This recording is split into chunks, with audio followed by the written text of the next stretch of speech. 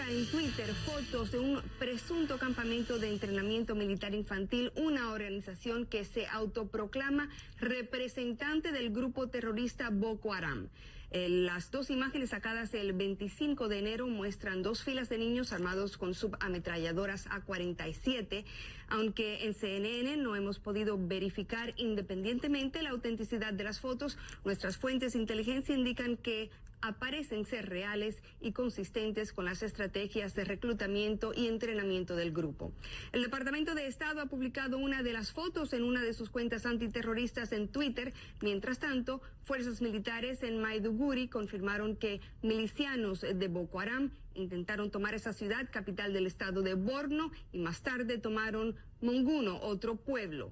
Más de 200 niñas, como recordaremos, fueron secuestradas por el grupo islamista Boko Haram de sus colegios en abril del 2014. El grupo yihadista no cree en el derecho a la educación para la mujer y pretende establecer un califato en Nigeria.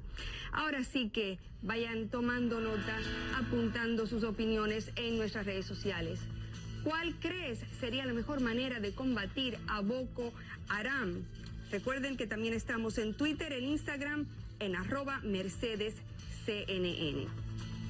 Vamos a tratar de poner este tema en contexto con la ayuda de Jorge Septién. Él es consultor internacional de seguridad y terrorismo, quien se enlaza con nosotros desde nuestros estudios en México. También en México, telefónicamente, se enlaza con nosotros la profesora Beatriz Escobar, experta en temas del África, y Javier Elaje, director jurídico internacional de Human Rights Foundation, está con nosotros desde la ciudad de Nueva York. Muy bien, muchísimas gracias a nuestros panelistas por compartir, y vamos a comenzar con el señor Jorge Septién, porque el tema de Boko Haram es muy complejo, es muy extenso, Jorge, pero comencemos con su explotación de los niños.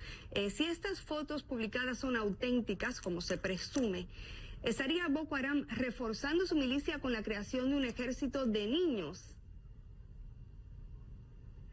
Bueno, estamos viendo, buenos días Mercedes, a ti y a todo tu auditorio, estamos viendo ahora pues nuevas formas de actuar de este tipo de grupos que tienen desafortunadamente a todo el mundo asombrados, utilizando a niños, utilizando tanto como forma activa en sus operaciones tácticas militares, como también en el secuestro de las menores que aconteció hace algunos días, en donde las niñas desafortunadamente se vuelven una presa para tratar de obtener botines millonarios y presionar al gobierno que actualmente está en esas locaciones del África. Desafortunado totalmente lo que está sucediendo con este tipo de grupos.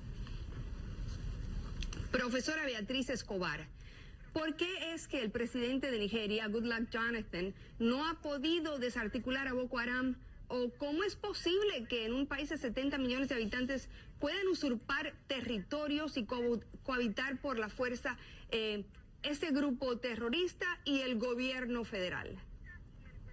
Sí, se ha especulado mucho sobre las razones por las que el gobierno no ha podido combatir a Boko Haram. Generalmente lo que se considera es que la corrupción ha limitado la capacidad de acción del ejército de manera efectiva, y también se ha acusado al gobierno de mostrar un total desinterés por la región, y se considera que estos dos factores son los que han impedido que el gobierno tenga una reacción más contundente. Desinterés en la nación. ¿Por qué, profesora, tendría el gobierno desinterés en parte de su territorio como nación? La división entre la Nigeria musulmana y la Nigeria cristiana es una cuestión histórica, y muchos consideran que como el presidente es en efecto cristiano, está dejando un poco a su suerte a las regiones donde la mayoría de la población es musulmana. Además, se combina el factor de que el petróleo, que es el motor de la economía actualmente, está concentrado en otra parte del país, más al sur. Entonces, básicamente el gobierno no tendría muchos intereses en esta región, y se acusa al presidente de negligencia en contra de la población musulmana. Bien, Javier Elaje, claramente está en peligro la infancia en el norte de Nigeria en esos momentos. ¿Pueden entrar las organizaciones internacionales, quizá alguna ONG, a tratar de mediar donde el gobierno federal no ha logrado llegar? ¿Cómo se rescatan estos niños?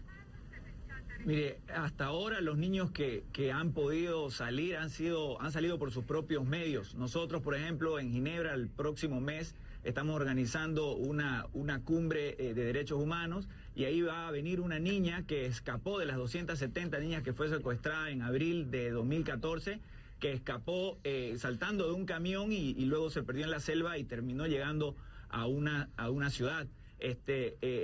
Pero esas son las historias de escape en realidad. Es muy difícil rescatarlas porque las zonas, los territorios que ellos toman son de absoluta soberanía de ellos, digamos, y dentro de esos territorios maltratan tanto a los niños como a las niñas, ¿no? A los niños, como estamos viendo, los están convirtiendo en soldados, y a las niñas, desde casarlas con ellos hasta utilizarlas por último como bombas humanas, ¿no? En lugares poblados. Entonces la situación es grave, y como decían mis colegas anteriormente, el problema es que la zona que ha tomado en total Boko Haram es apenas un 5% del extensísimo territorio que tiene Nigeria, y está allá en el noreste, en una zona muy empobrecida, y eso hace que los incentivos del gobierno desde un punto de vista de votos, porque pronto habrá una elección, sean mínimos, y eso es catastrófico. La comunidad internacional tiene que redoblar esfuerzos en tratar de presionar al gobierno de Nigeria para que ponga control en esa zona y termine de una vez de eliminar esta amenaza. Bueno, pero hasta el momento aparentemente no lo ha hecho. Jorge Septién, así las cosas, este territorio de nadie, ¿cuál es la posibilidad de que Boko Haram se asocie con ISIS o Al-Shabaab para crear una organización terrorista de mayor alcance en el continente africano? Bueno, hasta ahorita lo que sabemos es que han estado actuando de manera aislada. Hay posibilidades, definitivamente, pero las ligas más bien indican un alineamiento más hacia el Al-Qaeda. Desafortunadamente, las condiciones, como decía mi compañero, que vive el noreste del país, tan pobres, con unas condiciones de abandono, de corrupción, de un total olvido por parte del gobierno, han favorecido que se cree un caldo de cultivo para que este tipo de grupos pues se promuevan y sigan el adoctrinamiento de su fundador desde hace algunos años. Hoy en día lo más grave es estar viendo las técnicas sanguinarias, las técnicas que desafortunadamente también están adoctrinando a niños, que son niños que van a crecer ya con una mentalidad totalmente distorsionada de lo que debe ser la realidad del bien actuar para una nación. Profesora Beatriz Escobar, hablemos de lo que es la historia parecida de otros casos así en otras regiones de África. El hecho de que en estos momentos Boko Haram esté llevando a cabo lo que está sucediendo, que esa aparente creación de un califato que practique una forma de sharia o de ley islámica estricta, ¿qué pasa si lo logra imponer? ¿Y qué ha sucedido en la historia del continente africano en casos parecidos? Y estoy pensando en Ruanda. Bueno, en Ruanda la cuestión no era de tipo religioso, desde luego, pero todos conocemos el peligro de que se lleve a cabo una ideologización extrema de la población.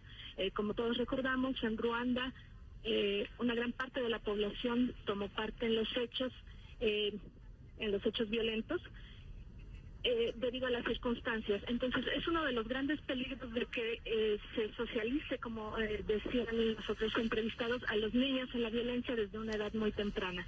Que se acostumbren estos niños a ver de esta manera, con esta visión distorsionada del mundo, es uno de los grandes peligros. Por eso es que la comunidad internacional debe de promover acciones en la medida de lo posible más contundentes en contra de este tipo de organizaciones. El riesgo, en realidad, ha ido creciendo la presencia de Boko Haram, pero todavía el riesgo de que imponga el control en el total del territorio de Nigeria es bastante alejado. Pero en las poblaciones que ya está controlando, está ejerciendo unos grados extremos de violencia, como se ha observado en las últimas noticias. Sí, entonces muy bien. Es importante controlarlo desde este momento.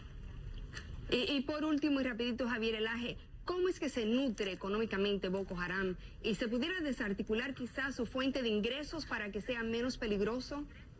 Mire, lastimosamente Boko Haram se nutre a través de secuestros millonarios. Ellos secuestran personas, por ejemplo, hace unos meses secuestraron a 7 turistas franceses y lograron que la familia de estos turistas lleguen a juntar 3.15 millones de dólares. Entonces eso es mucho dinero como para que ellos en una zona empobrecida de África terminen desde comprando a militares para que les vendan sus armas hasta armándose más para tomar otras ciudades, ¿no? Entonces ellos, su fuente principal de ingresos hasta ahora ha sido los secuestros y eso es muy difícil de evitarlo, salvo noticiando a las personas en los países democráticos del mundo a no viajar a esa zona donde pueden ser sujetos a secuestros de Boko Haram, ¿no? Muy bien. Muy bien, muchísimas gracias Jorge Septién, Beatriz Escobar y Javier Elaje, un gusto compartir con ustedes en el programa. Y por supuesto que queremos saber sus opiniones, queremos que ustedes también compartan con nosotros el programa. Les hicimos una pregunta al comienzo de este segmento y ya tenemos algunas respuestas por Facebook. Nos dice Luis Colorado, viendo esta imagen en el momento en el que me pregunto, ¿para qué sirve la ONU? ¿Y por qué no hacen nada por estos pobres niños? ¡Qué horror! Exterminarlos, dice Sara Valerio. Mari Girton, muerte lamentablemente.